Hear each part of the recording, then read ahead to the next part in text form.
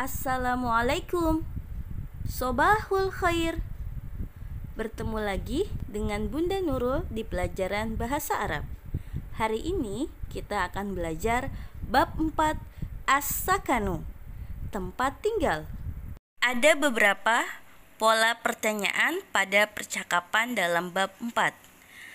Pola pertanyaan pertama yaitu dimulai dari pertanyaan hal.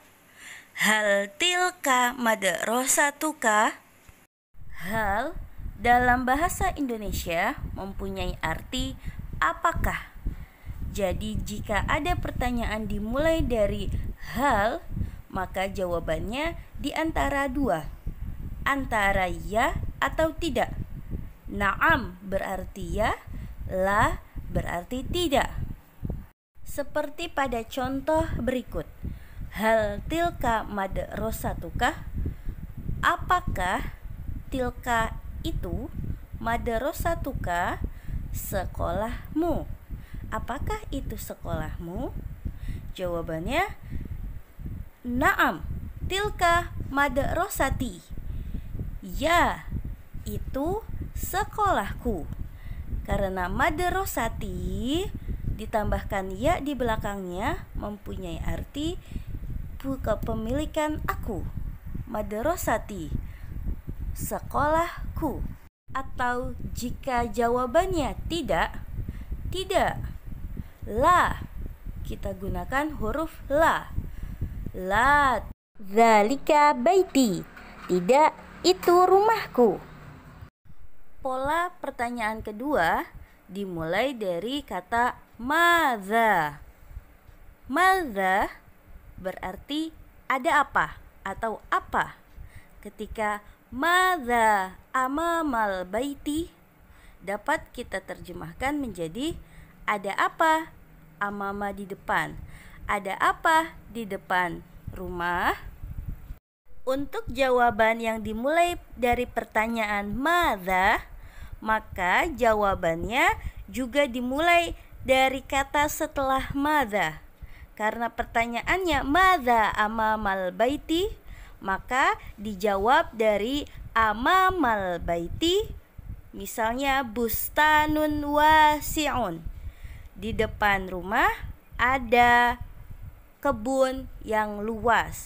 Atau jika kita ingin jawabannya berupa halaman dalam bahasa Arab sahatun, maka kita jawab amamal baiti sahatun wasi'atun. Mengapa wasi'atun? Karena di depannya sahatun. Itu muannas. Kita menyamakan sahatun wasi'atun. Sahatun. Di belakangnya ada tak marbutoh. Maka dapat kita katakan bahwa sahatun adalah perempuan. Maka kata sifatnya juga harus perempuan. Dari kata wasi'un, wasi'atun. Pola pertanyaan ketiga yaitu dimulai dari kata man. Man fil baiti. Man mempunyai arti siapa. Jika ditanya man, maka jawabannya pasti orang, yaitu abun, umun. Untuk itu man fil baiti, siapa yang ada di dalam rumah. Fil baiti abun wa umun. Di dalam rumah ada ayah dan ibu. Selanjutnya kita akan belajar kosakata dari bab 4. Dihafalkan ya. Ba'idun an jauh, qaribun min dekat. Ghurfatud duyuf itu ruang tamu. Maukidun kompor, mazhariyatun fas.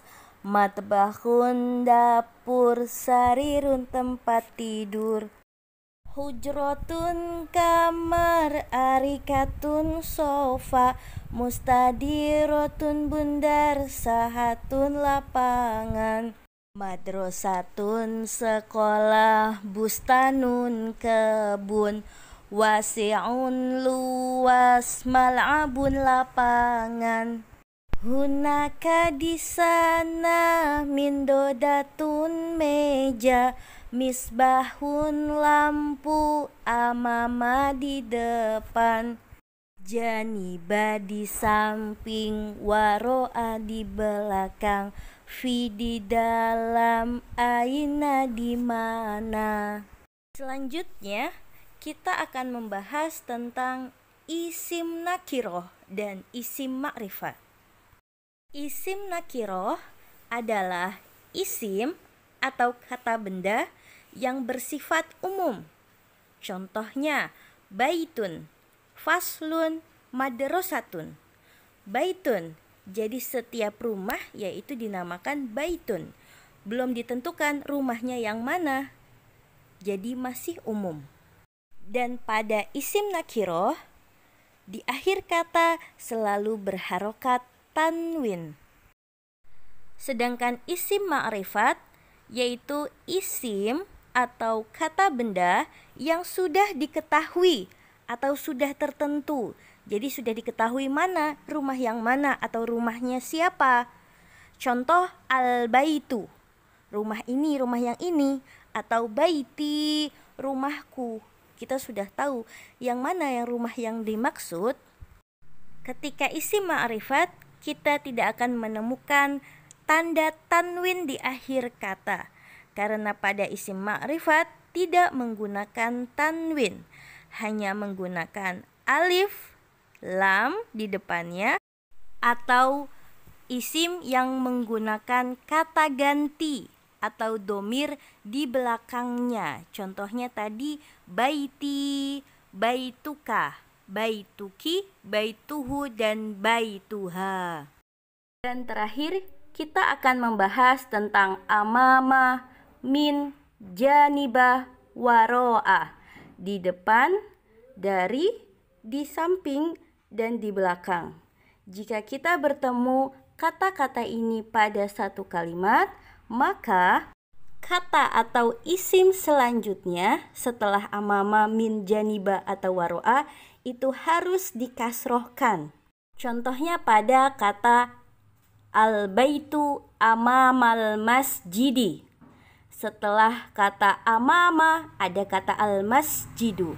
Yang tadinya al-masjidu berubah menjadi al-masjidi karena bertemu amama di depannya. Contoh lainnya pada kalimat kedua, al-matbakhu fil baiti, dapur di dalam rumah. Biasanya kita menyebutkan al-baitu, tetapi di kalimat ini menjadi al-baiti karena di depannya terdapat huruf fi sebelum al-baitu, jadi fil baiti. Untuk tugas hari ini yaitu menerjemahkan percakapan halaman 29 sampai 30 ke dalam bahasa Indonesia. Lalu dikumpulkan ke dalam Microsoft Teams ya. Selanjutnya, silakan berlatih menghafal kosakata yang tadi telah dicontohkan. Insya Allah kita akan ketemu pada pekan depan untuk mengetes hafalan teman-teman semua. Alhamdulillahirabbil alamin. Pelajaran kita hari ini telah selesai. Sebelum itu, jika teman-teman masih belum paham, video ini dapat diputar kembali untuk lebih memahami materi kita pada hari ini. Atau jika teman-teman masih merasa belum paham juga, teman-teman bisa menyimpan pertanyaannya dan menanyakannya ke Bunda, insya Allah pada pertemuan selanjutnya di meeting Microsoft Teams ya. Sampai jumpa semuanya. Wada'an, syukran, wassalamualaikum warahmatullahi wabarakatuh. Dadah.